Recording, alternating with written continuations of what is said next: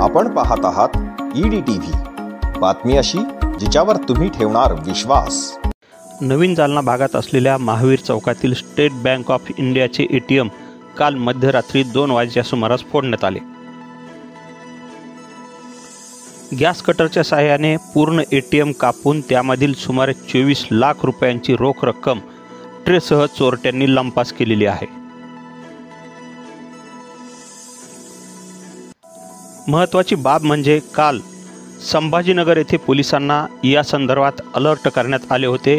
त्यानुसार 4 चाकी क्रमांक HR 26 FC 9162 या वाहनाचा पोलीस शोधही घेत होते, परंतु चोरट्यांनी पोलिसांना चकवा दिला आणि संभाजीनगर सोडून जालन्यात ATM फोडले। चोरीमध्ये वापरलेली क्रेटा कंपनीची गाडी ही एका ठिकाणी थांबलेली देखील CCTV कॅमेऱ्यामध्ये दिसत आहे आणि हे CCTV फुटेज संभाजीनगर पोलिसांच्या आणि जालन्याच्या पोलिसांच्या ताब्यात आले आहे।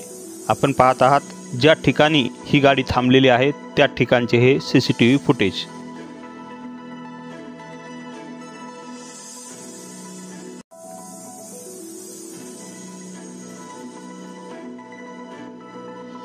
अत्यंत जाड पत्रा असलेल्या ह्या ATMला गॅस कटरने कसे कापले आहे ते देखील दिसत आहे।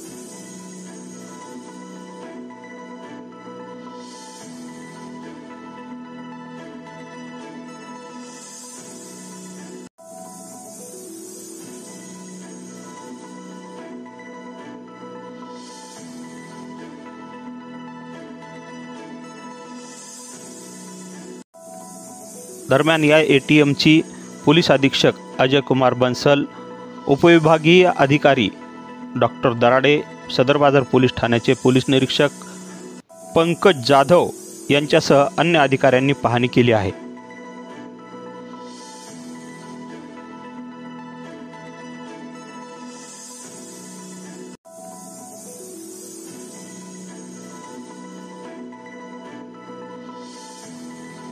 सकाळी 11 वाजेपर्यंत स्टेट बँक ऑफ इंडियाचा कोणताही अधिकारी किंवा कर्मचारी या ATM कडे फिरकला नाही।